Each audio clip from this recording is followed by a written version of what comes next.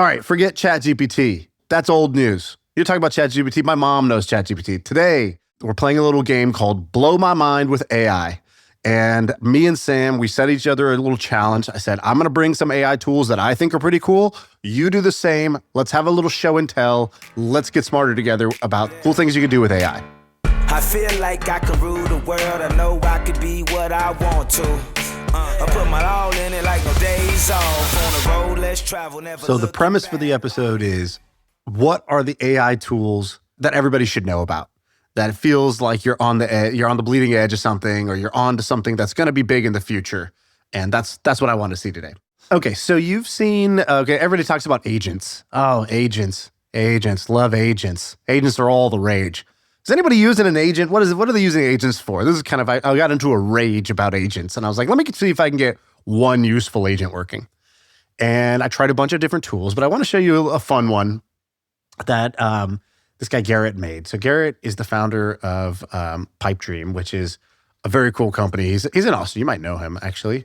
They're basically, these guys are building like underground delivery tunnels. Is this company working?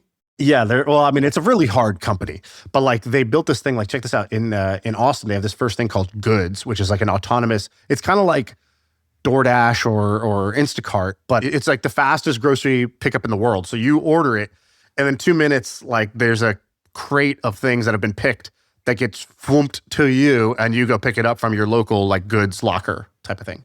That's insane. Okay, so check this out. So he, I guess as a side project, he built this thing called Do Anything. And I want to give it a shout because a lot of people know about Claude and these other things. And I thought this was a pretty cool site. So if you go to doanything.com, you'll see it. But I'm going to show you what this can do. So check this out. I go to this thing. It says do anything. And it basically, the promise is, just tell me what to do. I'll go do it. It's a to-do list that does itself. So I said, analyze my YouTube channel's performance like you're a world-class content strategist. The channel's called My First Million on YouTube. It's a podcast. I couldn't even bother to give it the link. I was like, I don't know. See if you can figure this out. So it thinks about it. And then it's like, at first it asked me, it was like, hey, can you log in with YouTube? And I was like, no, I'm not going to do that right now. I don't know the password. I'm just going to say no to that. Just tell me what you could do. And so it says, okay, got it. And so it does the reflection. Now, here's what it does. So here it gives you the State of the Union report. This is now like a couple minutes later. So it says, State of the Union, you've built a powerhouse with 869,000 subscribers and 300 million total views. That's a massive footprint in the business niche. However, a world-class strategist looks past the vanity metrics to see the real story. And then it's like, your average videos get 20 to 45,000 views. For a channel with nearly 900,000 subscribers, that's a big lag where your core audience, only 3 to 5% are clicking on new uploads immediately. And then it looked at what are winner episodes, why that title was good, what's working, what's not, strategic recommendations. That's a great title. Wait, scroll up. It says, how to make $1 million so fast your accountant gets worried. Gets nervous, yeah, exactly. And I'm like, okay, that's already better than most of the titles we come up with when we try, and it did it right away. And then it basically says, okay, here's what I think you should be doing, right? Double down on contrarian wisdom. So instead of just guest X tells their story, it's why everything you know about X topic is wrong. Get your thumbnails right, whatever. Get your shorts to lead to longs. And then it was like, I can help more. And so then I said, okay. I said, create a 1-month content plan designed to 10x our monthly views while staying on brand and in our niche of business junkies, money, wisdom, and cool business trends. Let's just make a comment here. You did this 19 minutes before we were supposed to record. Yeah. Yes, I did. And look what it did. Okay, so then it starts doing it. And it's like, all right, here's a 1-month outlier content plan. And it started to say, look, we're going to go all in on video essays because they're going to have a higher conversion rate and a higher AVD. We're going to make our thumbnails feel like a business documentary rather than like two guys talking on a podcast, like a Zoom call. And for topic selection, we're going to look for things that are a big promise with low friction.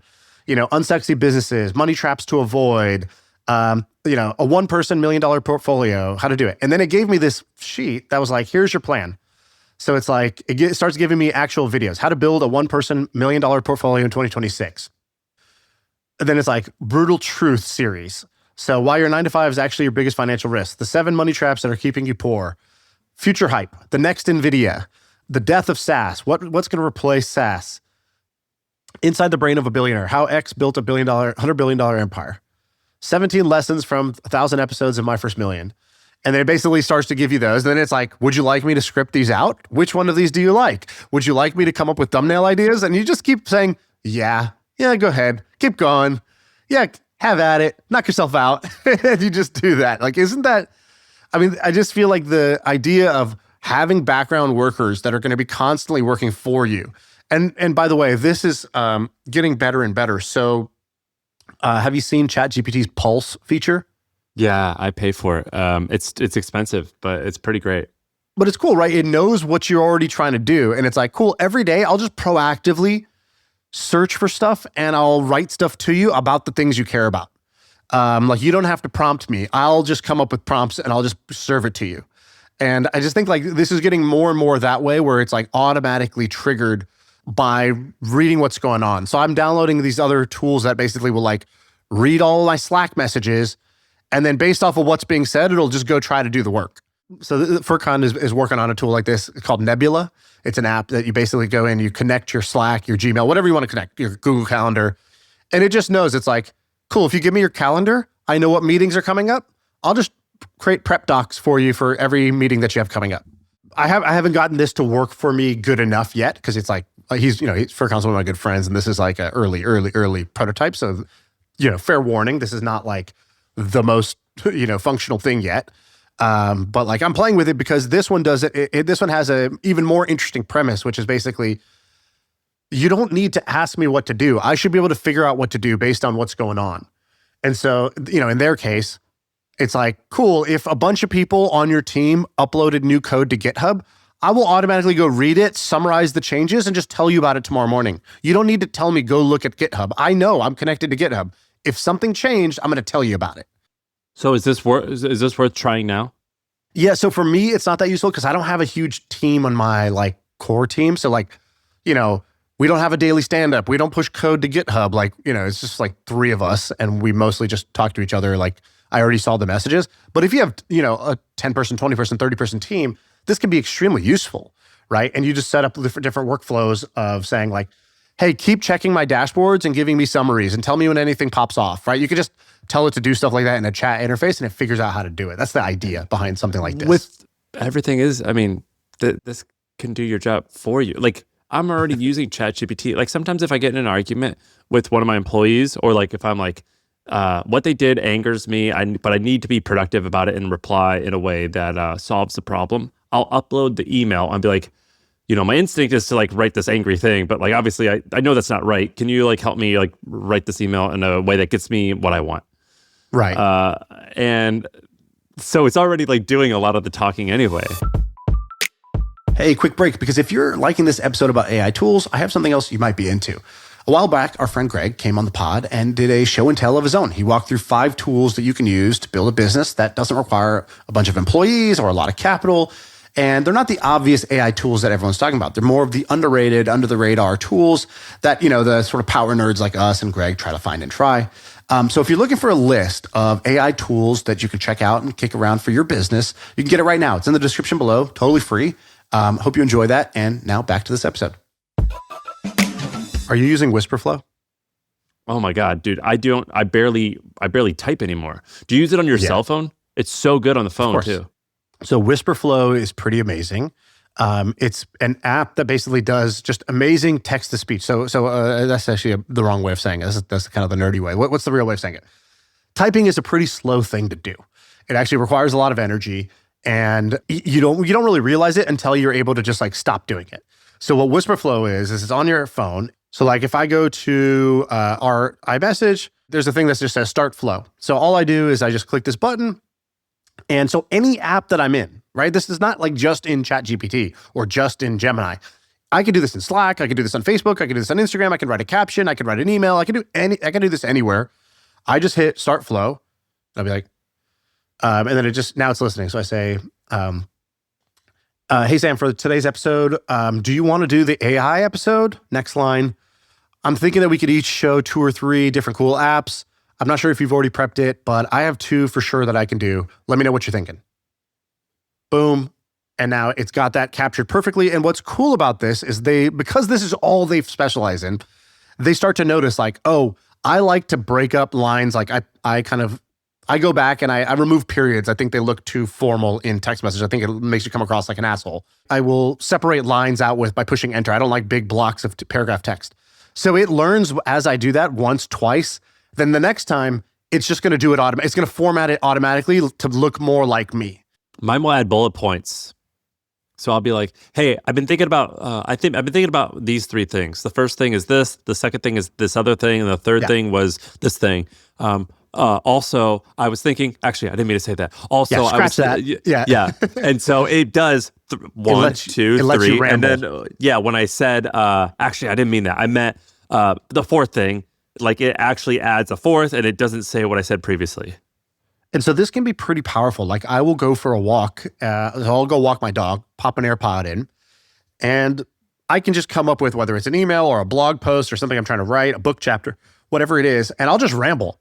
I'm just talking for like 30 minutes. I'm like, what I could say is that, creativity is the new productivity, that the last 50 years have been about who can be most productive, but now with AI, everybody's instantly productive. It's actually about who's got the best ideas.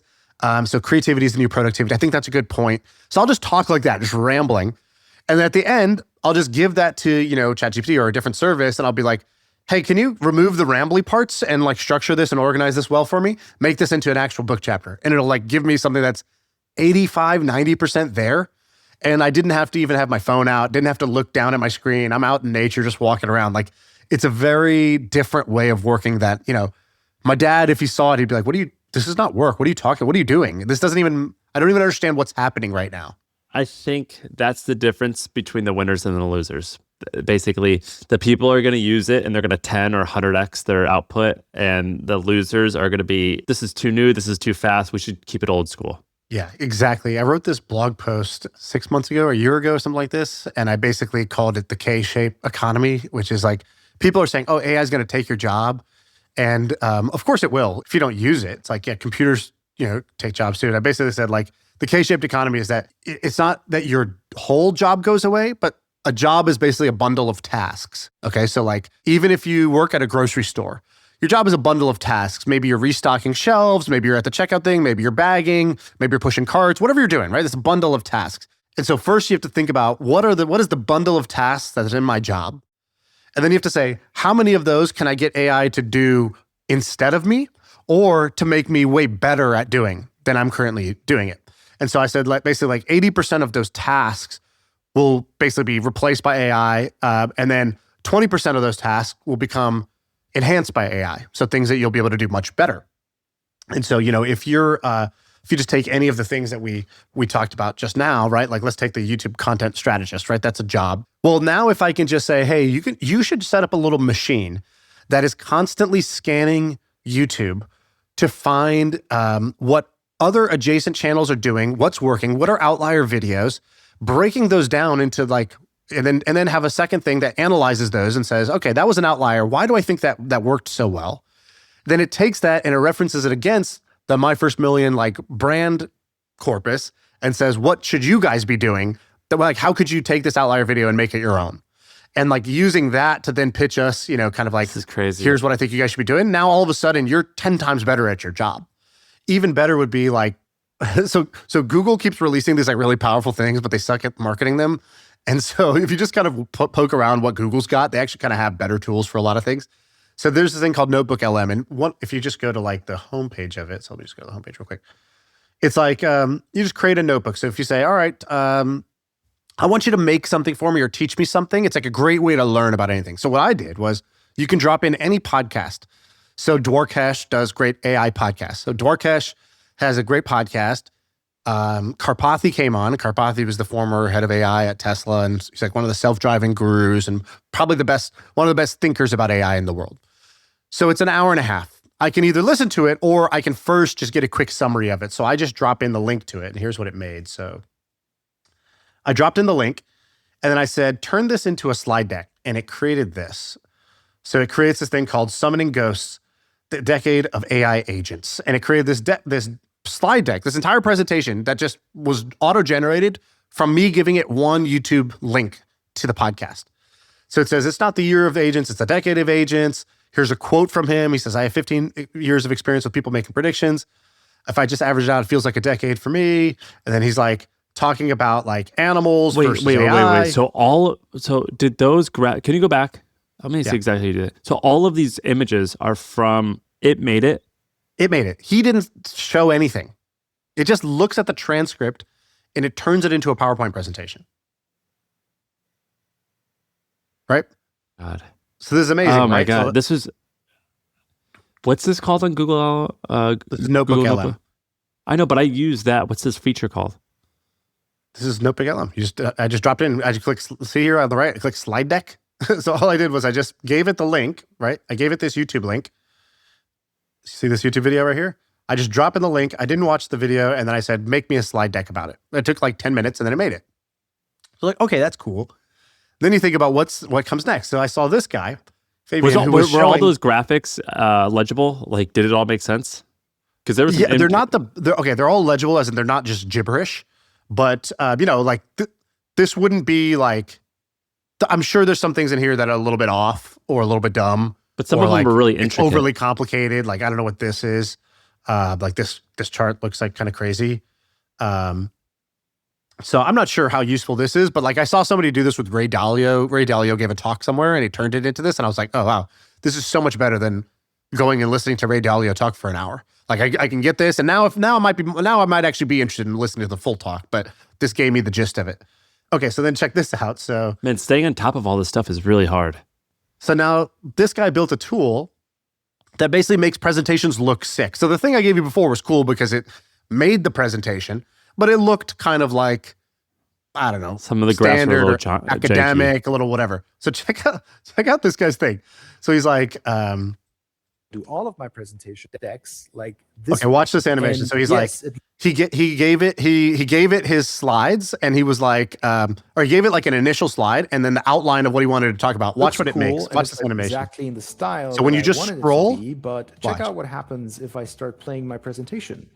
I get not only perfect slides, I also get check out what happens. He just gave it this, and then it transitioned perfectly into the next slide. So the next slide looked like this, static, right? The first slide looked like this, static. AI made it so that it will automatically make it look like you animated one into the other, but they weren't related at all. That I wanted it to be, but isn't that check sick? out What was this called? What's this called? That I've made. You know what I mean? Like, how sick is this? These are just two independent slides.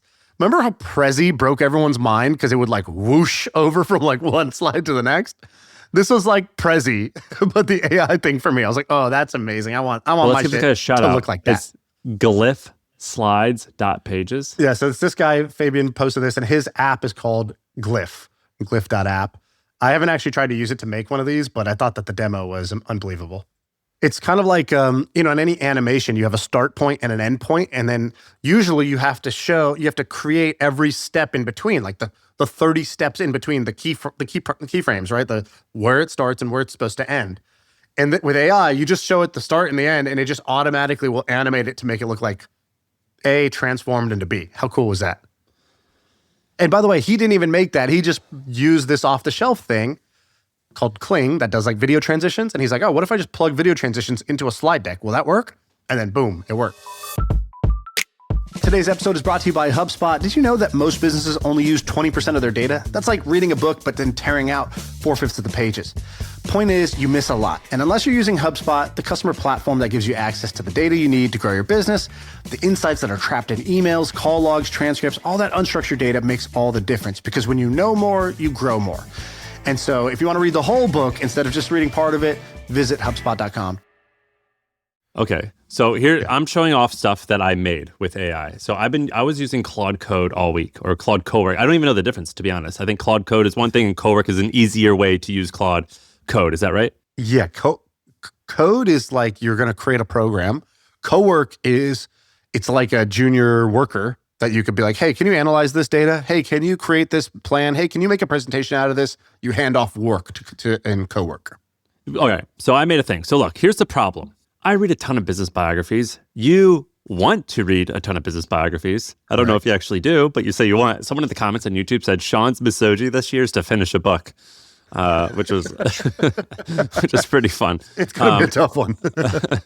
So I like reading business biographies because it's a great way to learn about business, but also makes me feel better about my life because you see like the problems that other entrepreneurs had. So, it makes you not feel alone. But when you read a 400 or 500 page biography, A, you lose track of the timeline. B, it's hard to know exactly what applies to you. And C, if you read a biography, let's say it's from a biography from the 1930s or 1940s, they'll talk about dollar signs or dollar numbers, and it's hard to take that and immediately apply it to modern day terms. Yeah. They'll be like, oh, John Rockefeller bought this thing for $50,000. I'm like, well, that's not a lot of money. It's like, oh, well, that was actually like $8 million. Okay, so now I have the context. So I built an app where here's what it does. I can download and then upload 1 to 5 business biographies all in the same person. Because the way that I tend to read is, let's say I want to learn about Ted Turner, I'll go and read literally 3 or 4 biographies on him to get like different contexts. And so I made this for my pre-reading, because I'm kind of weird. I like to like say, I'm going to learn all about Ted Turner. I'm going to go read these 3 or 4 or 5 business biographies. So I made a website where I can upload 3 or 4 or 5 of them, either PDF, EPUB, Mobi, or text versions. So just to slow that down. So do you go to Amazon, you buy the Kindle thing, or you're going somewhere else to get the PDF or the EPUB or whatever? I do read the hardcovers, but in order to make this work, the easiest part is to do some bootleg. Okay, gotcha. So you do need to download them illegally, but I don't feel bad because I'm paying for the book anyway. So anyway, I upload it to a website, and I've been able to basically make a business Wikipedia. So let me explain what I mean. So here's what the site looks like. So it's called Bio to Notion because the output is going to be a Notion page. So here's an example. I had this book about Ted Turner. I uploaded it, and the output, which I'll show you in a second, it takes like 5 minutes. So I'm just going to show you the final output, is basically this. So check this out. So my output is a Ted Turner business empire timeline and financial history. And so the first part is it tells me 3 to 5 bullet points that I could read from his journey. Now here's my favorite part. It gives me a financial summary. So Wikipedia is great, but it doesn't dive deep on the numbers. So it makes it challenging to actually like understand how I can. It's not nosy enough. It's not nosy enough. Yeah, I want to know about numbers. And so I create a financial summary of his whole entire life, where as you can see, I adjusted the money to 2025 era. And it will go through like each major Ted portion. Turner, age 24, he's worth about $10 million in today's money. He had $1 million company back then. By the time he's 31, he's now worth maybe $16 million net worth. Yeah. And then he crosses 100 when he's 37 years old. Very cool. Yeah. Yes. And then what it does is it goes through each section, just like Wikipedia does, and the milestones of someone's life. But I have it wait, Sam, I got to ask, on that table, so it's taking raw info from the book, because the book is not telling you at age 31 he was worth an estimated this many dollars in today's dollars. It's kind of like it takes the raw and then it basically does AI analysis to try to figure out like, okay, if it said his company was worth X and he probably owned, let's call it 75% at this point. Yeah. And then he would be worth this much money. Is that what it's doing? Did you tell it to do that? I told it to do that. For example, Ted Turner, his father owned a billboard company. His father died when Ted was only 22 or 24 years old, and Ted inherited the business. But in order to inherit it, he actually had to raise money, debt, in order to buy back a bunch of the assets because, long story, his dad was mentally ill and sold a bunch of parts of the company and bad deals. He had to raise money, Ted did, to buy back the business. So that's why it says he had $1 million company and it was just adjusted to $10 million. And then as Ted's story grows, he goes from billboard company to buying radio stations, to buying TV stations, to ultimately buying the Braves, and then starting CNN in his 40s. And so this kind of paints the picture of his major transactions. Very cool. Okay, love it. Already I learned something, which is like the thing he's known for, let's call CNN, didn't start till he was 40. I'm not even 40 yet. It's like your best work could be ahead of you. Just one big takeaway right away. It's crazy, right? And just like Wikipedia, because I love Wikipedia. I read Wikipedia like crazy. I love how they break it into a bio and they just give you like the stuff you need to know. So for example, Ed Turner, his father, committed suicide. So Ted, at the age of 24, inherited the billboard business, which was saddled by debt with his father's recent purchase of all these other companies. And then notice I converted it to 2025 money. Then what I did was I had to add a section where it could apply it to me. So I actually uploaded to Claude a ton of information about me and my business, and I actually deleted it because I didn't want to show it on here.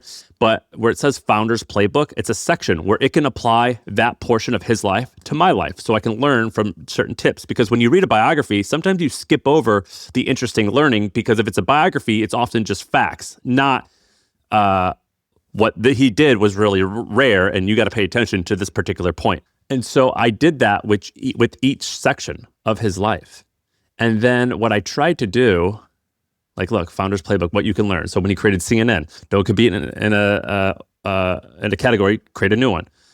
Survive the ridicule. So Ted was made fun of a whole bunch when he launched CNN. It was not easy for him. Here's what people mocked him for. The Chicken Noodle Network, CNN. Yeah, they made fun of him all the time. I feel like Trump could use that now as a great diss. It's a pretty good one. And then what I tried to do, and this was actually quite challenging, was at the end, I tried to get a whole bunch of photos that were relevant to the era, so I could make this visual timeline. Yeah, digital timeline where I could look at them. And this was actually a lot more challenging to figure out how to do. But it's been really effective. I've done this now with 3 or 4 different people who I love learning and reading about. And it's made it so much easier, because I used to do this in ChatGPT, but I had to prompt it in a certain way, and it was always really challenging. So that's project number 1.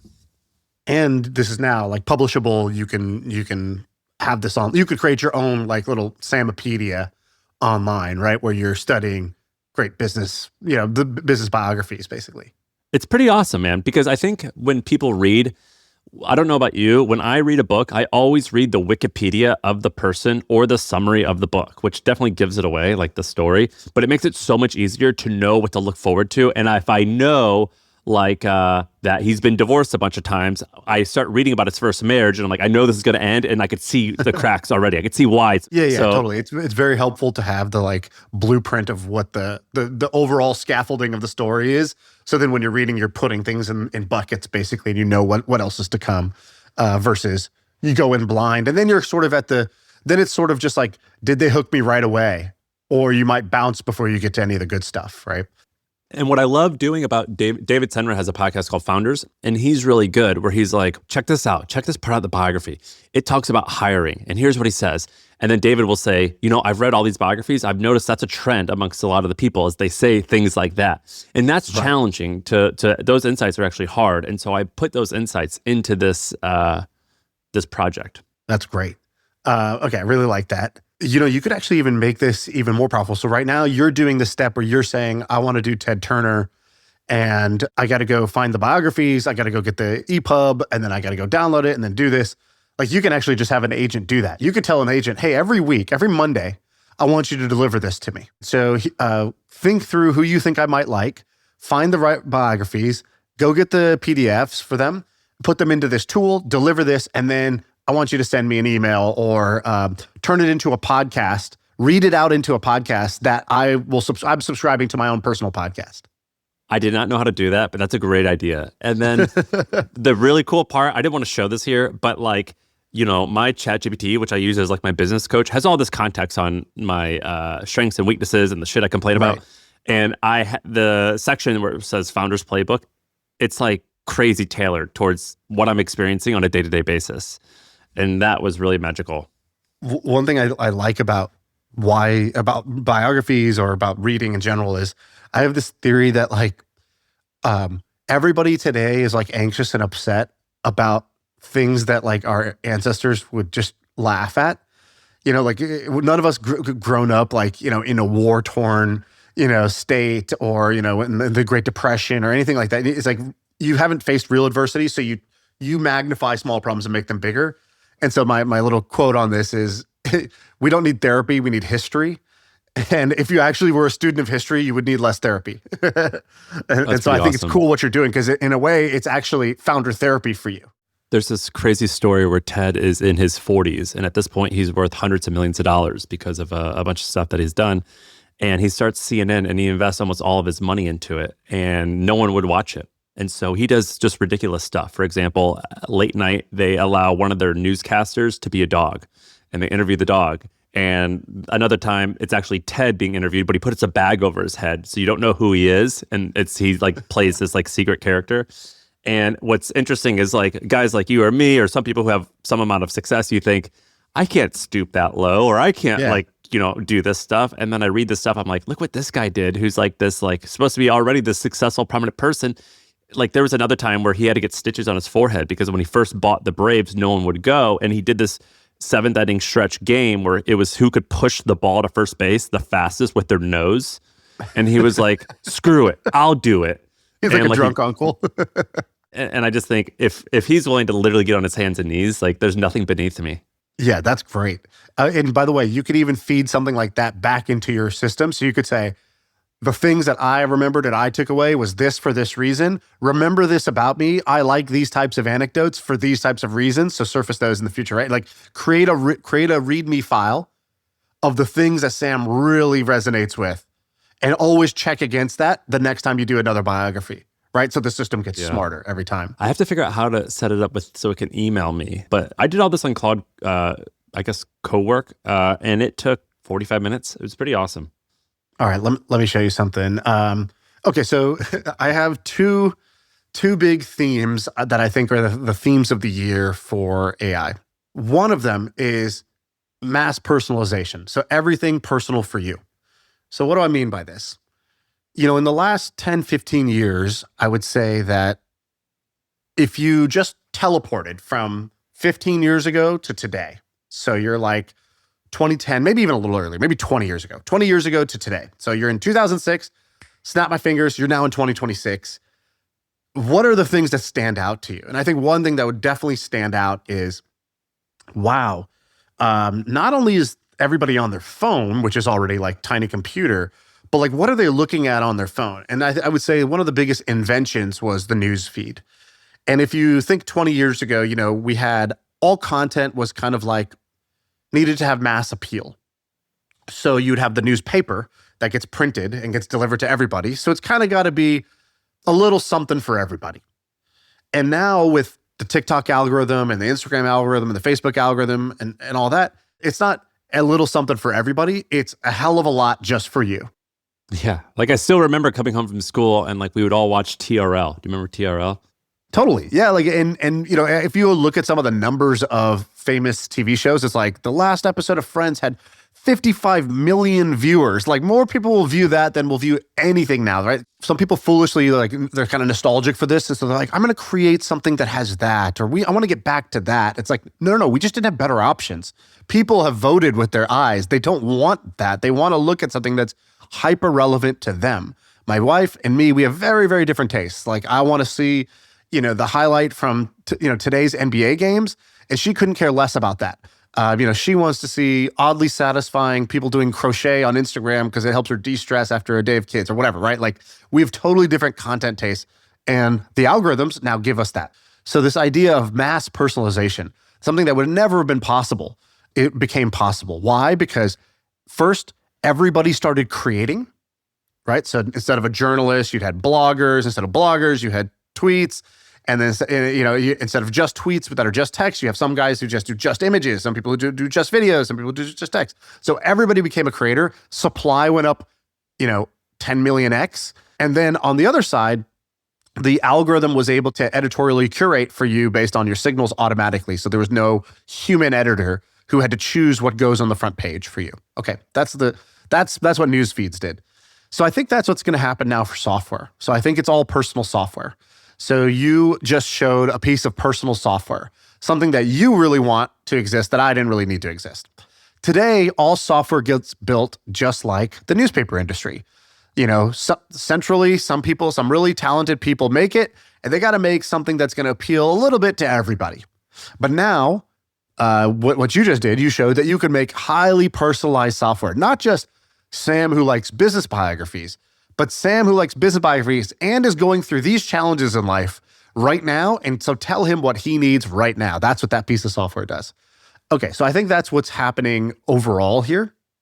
And I think one category of personal software is not just in apps, but in anything. So what you did is called vibe coding. So this trend, or the thing I'm going to show, is basically vibe coding for anything else. So I think that vibe coding, which is you just kind of describe roughly what you want, and then the thing kind of makes it. And then you're like, yeah, but actually, I think I actually wanted this. Sorry. Right? Like you're just at the table, you're just ordering and the chef keeps making for you over and over and over again. You didn't know exactly what you wanted, but eventually you sort of feel the vibes and you get yourself there. So that's happening for everything. So I want to show you this. This is now happening for not just code, but for other skills.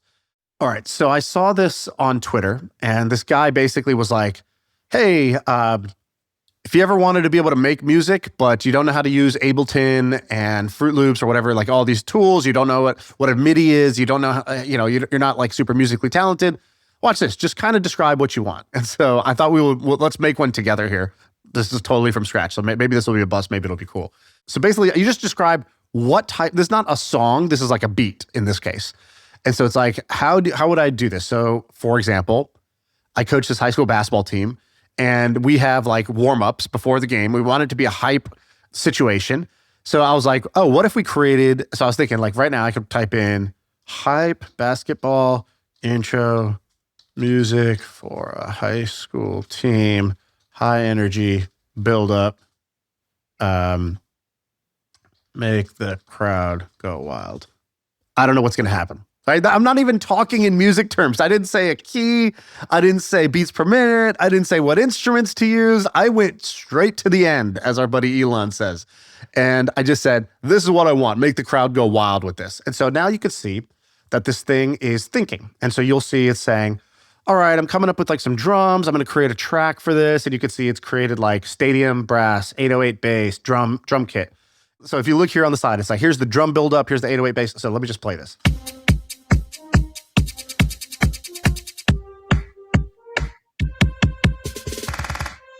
All right. I guess it's giving me like the basics. All right. So now let's say, and for each one of these, it's like, hey, I made a hook. You want to keep that or you want to just like change it? Just do a different one. So let me say, add a big drop at the beginning.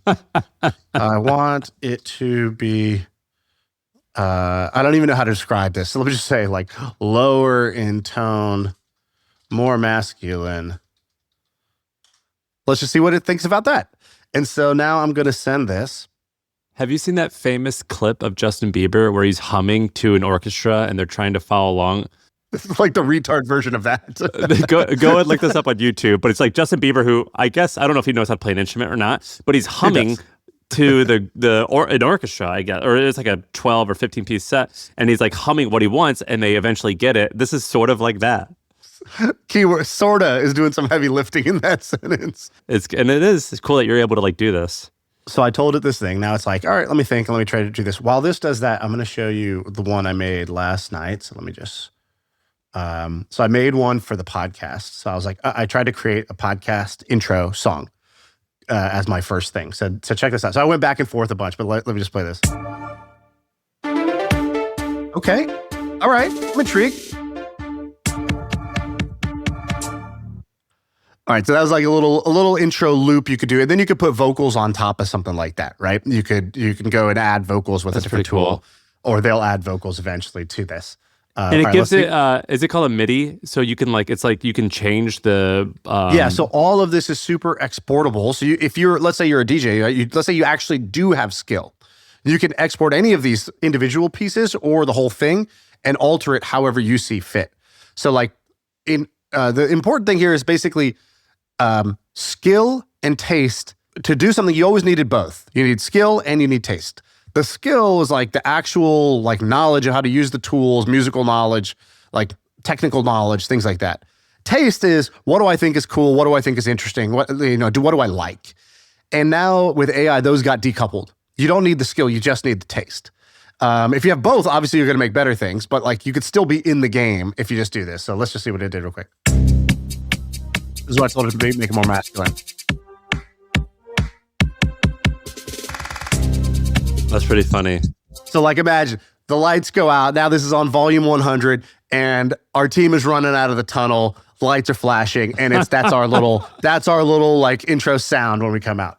Dude, so are we little things like this that I'm like, wow, I literally, this was just, like I was like segregated. I couldn't go participate in this field at all. I was on the outside. And now I can make things. And because it's so easy to make, I can make it for use cases that otherwise wouldn't have made sense. Like I wouldn't hire somebody to make this for me. But if it takes me 2 seconds, sure, let me just do it. All right, let's take a quick break because I got to tell you a story. Let me tell you about the first time I tried to run payroll for my team. I was using a traditional bank, and you know the type. It's got a janky interface. It's built like a 2002 tax form, and it was open only during business hours. And I hit send, and it froze. They flagged the transaction. They locked my account. They put me on hold for 45 minutes, and then they told me I got to visit my local branch.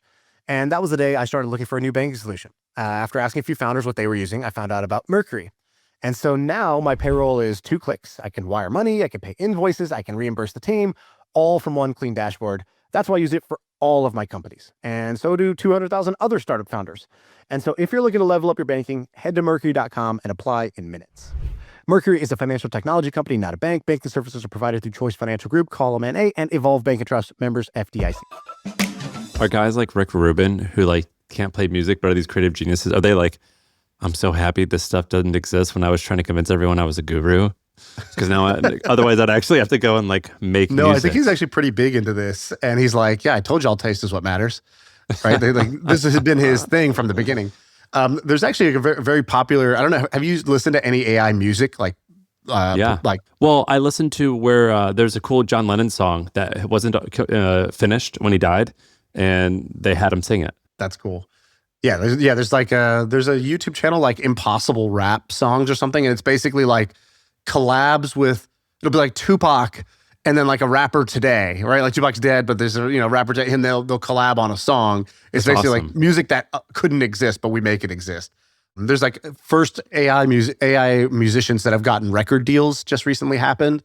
I think one of the top country songs in the world right now is an AI song called, I think it's called like Walk the Line or something like that. So AI music is a thing. I've been using Suno a lot. I won't bore you with my Suno track. I'll send it to you after this, but like I make a lot of music in Suno now, and it's incredible fun. Like if you've ever had any level of a music itch, you got to get on Suno. Forget this little like beat maker thing I showed you in Muse Art. Like Suno's the real deal where you can actually make good songs. Like I no longer, if I'm working out, like we no longer listen to mainstream music. It's all music we've made for ourselves, me and my trainer. Really? And like it's our own playlist. Me. Yeah.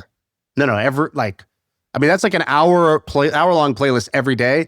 And then we can each just add to it. So like I'll just add a play track. the top one. Play the your most listened Suno song. I mean, I used Suno like the week it came out, and like you can't tell it. Like for example, you can't tell it to sing Frank Sinatra like this, but you can describe a Frank Sinatra song or a Frank Sinatra voice, and it will create something very similar, right?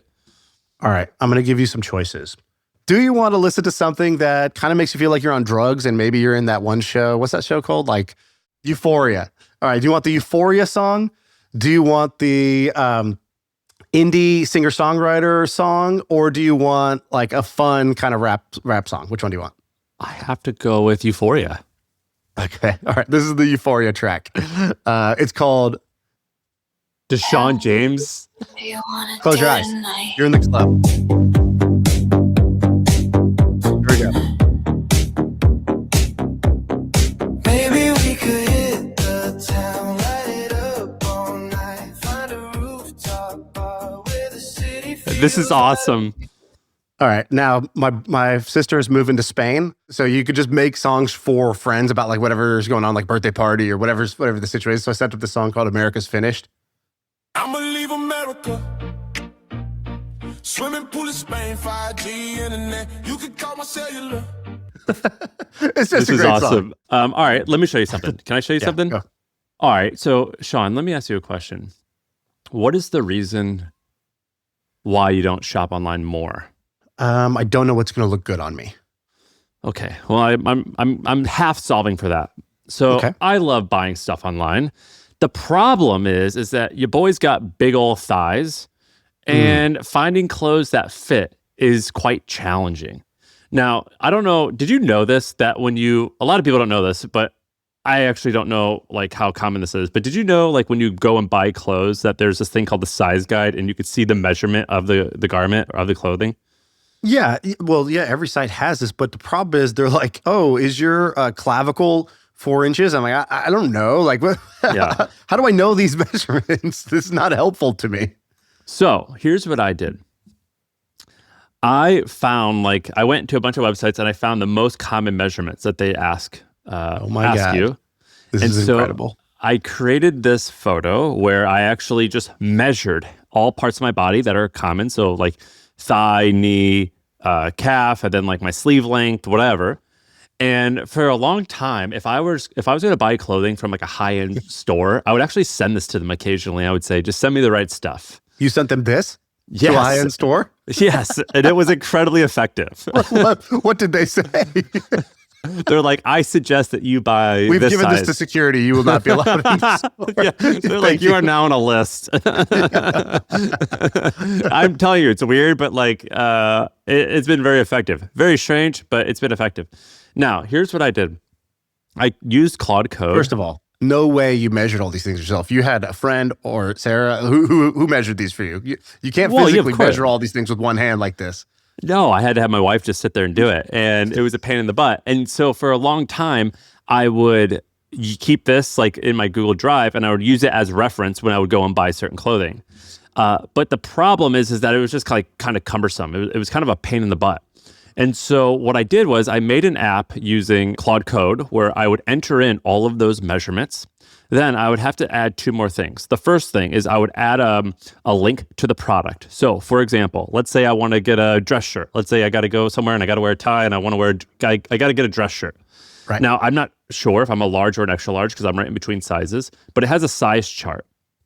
And so what I did was I built an app where you take a photo of their size chart.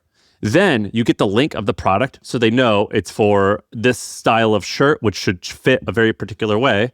You enter it in here. So here's when I posted the link. Then I just took a screenshot of the shirt size or of the size chart.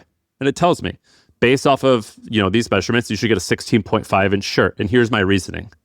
And in order to train it, there are a bunch of books on how clothing should fit. And I actually uploaded that to this to have reasonably good at picking which sizes to buy. And so I've been using this and it's been really effective. And in fact, I buy a lot of stuff off eBay because I think it's fun. I like finding vintage clothes. And a lot of eBay sellers will put the measurements in there. And the problem with vintage clothing is large, extra large, it doesn't matter. It's irrelevant for old stuff.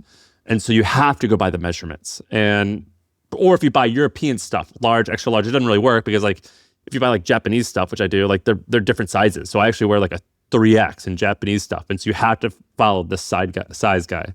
And so I made this and it's been incredibly effective. I've been using this for a little while, a couple of weeks, and I've ordered 3 items based off of the size it told me. Wow. Incredible. It is incredible what you've made. So you're actually using this to buy stuff. Yeah. Would you think a guy wearing overalls and a Midwest trash trucker hat would be trying to find the right fitting shirt so there's no collar gap when I wear a tie? You probably wouldn't, but that's called being eclectic, my friend. You're like, what are those food turduckens or foods where it's looks like one thing on the outside, but it's wrapped and on the inside is a whole different animal that you just didn't even know was there. That's what you are, my friend. You're a turducken.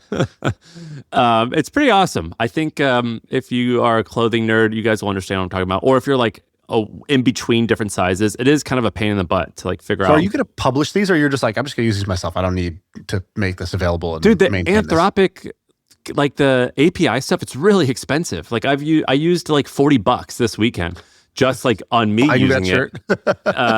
It was really expensive, but I'll use it on eBay. So if you go to eBay and you want to buy something old or vintage, it tells you the measurements, and just one night of doing it, it's $3. So no, I'm not going to publish it, but or maybe, I don't know, maybe I could charge for it. I guess that'd be a cool project, is try to build an interface that you could charge for. Wow. Okay. This is cool.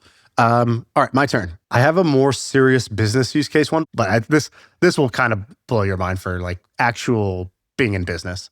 Okay, so what's the high level? I have a company and it's growing really fast. And it's scaled from 0 to tens of millions in revenue in 2 years. Normally to do that, you have to hire a lot of people, right? Because it's a services business. You have a lot of clients and those clients need to be happy. Otherwise they're going to leave at the end of their contract. And so how do you actually manage all this?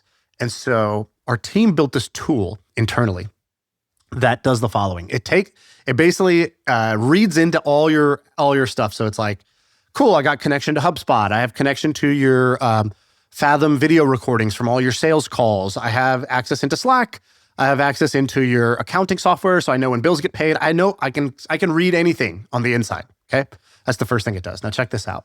Okay, so this is like, let's say this is our dashboard. So any of our sales team or customer success team can go in to look at a customer. Okay, so here's a customer, right?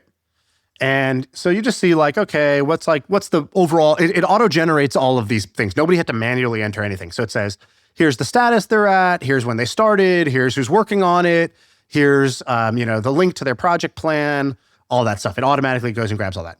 Was this like a CRM that you built, or is this like this is the tool, we built it. So now if I click the renewal, which is like important, right? It's like, it'll say, here's the current ACV.